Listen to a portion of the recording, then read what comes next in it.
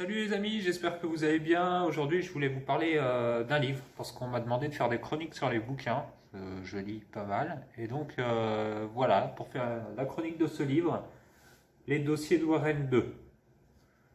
La vidéo est à l'envers, donc forcément l'inscription va apparaître à l'envers, défaut technique. Et voilà, on va faire la chronique de ce livre. C'est un livre qui est écrit par Marie Alsina, hein, collection Démons et Merveilles. Juste un petit topic sur Marie Alsina, donc l'auteur des dossiers de Warren, tome 2. Elle a écrit plusieurs livres, notamment les dossiers de Warren, tome 1, forcément, ça vous vous en doutez, mais aussi le livre Les poupées maléfiques et le livre Le petit livre du Ouija, voilà, dans la même collection, la même édition, donc une auteure qui s'intéresse particulièrement au paranormal, phénomènes paranormaux et tout ce qui va être démonologie. C'est plutôt intéressant. Maintenant, on va s'attaquer un petit peu plus au livre. C'est un livre qui fait un peu plus de 300 pages, presque 400 même, pour être concret. Il est un peu plus épais donc que le premier tome, avec pas mal d'histoires dedans.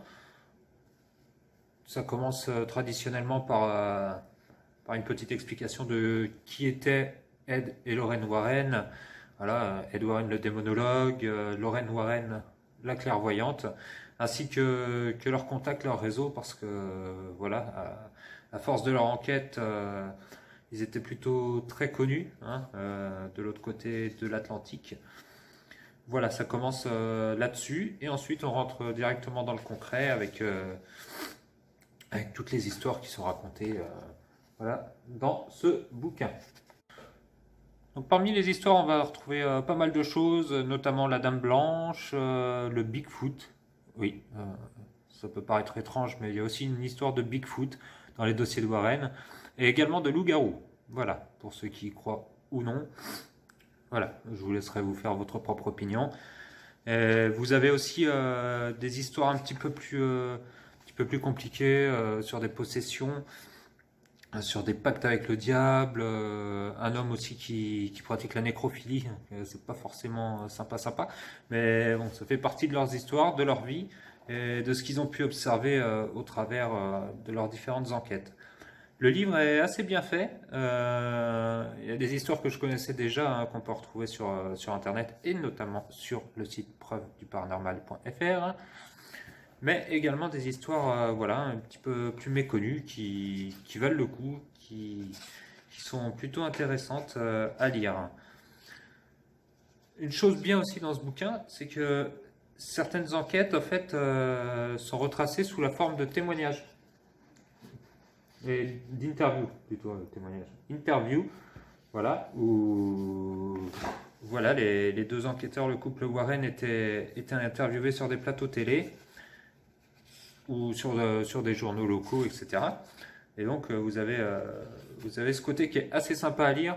C'est un petit peu différent de ce qu'on peut trouver sur le web, etc. Donc, très très intéressant. Alors maintenant, est-ce qu'il faut acheter ce livre, est-ce qu'il ne faut pas l'acheter? Ça, c'est pas à moi de vous influencer non plus là-dessus.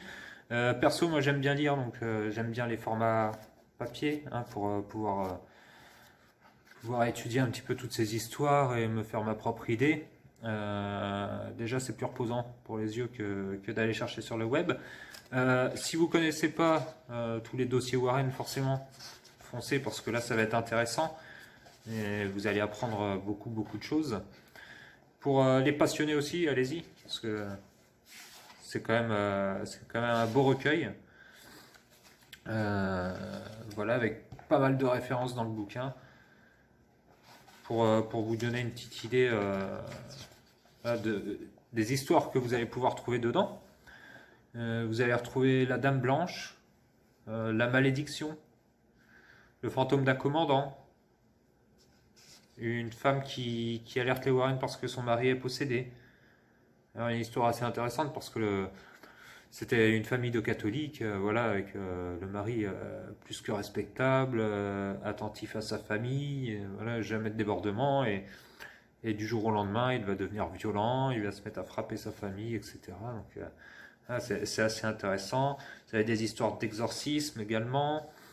Voilà, voilà, une maison où de l'eau se met à couler du plafond, des histoires de fantômes écossais, Amityville qui est retranscrit dedans, Annabelle aussi, hein, le procès d'un démon, euh, les amours de Lorraine, Funérarium hanté, le loup-garou de Londres, hein, donc ce que je vous disais tout à l'heure.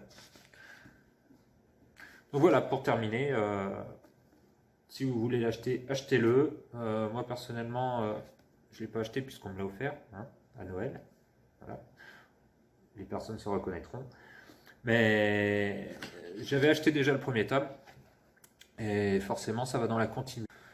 Donc voilà, c'était Damien pour Preuve du Paranormal. Continuez à être de plus en plus nombreux sur le site et les réseaux sociaux, ça fait très très plaisir. Hein, on a dépassé les 1700 abonnés sur Facebook. On arrive bientôt à 700 sur Instagram. Voilà, et le site commence à prendre de l'ampleur. Vous avez maintenant quasiment 600 articles de référencés dessus, des vidéos. Le but, c'est de continuer, hein, bien entendu, à alimenter, voilà, toujours dans le respect de la communauté et dans le respect des lecteurs. C'est tout pour aujourd'hui. Je vous souhaite une bonne fin de journée et je vous dis à très bientôt.